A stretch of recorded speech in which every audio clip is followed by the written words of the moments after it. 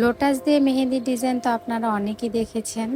Lotus আমার খুব পছন্দের একটা ফুল। আমি বেশিরভাগ টাইমেই লোটাস দিয়ে কাজ করি।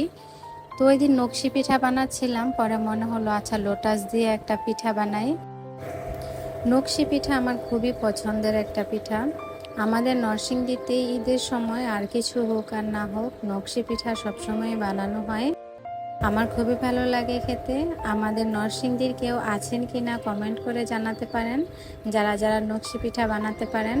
আমি জানি আমার পিঠার ডিজাইন অত একটা ভালো হয়নি, কিন্তু অনেকেই এর থেকে অনেক বেশি সুন্দর করে করে ডিজাইন করতে পারেন।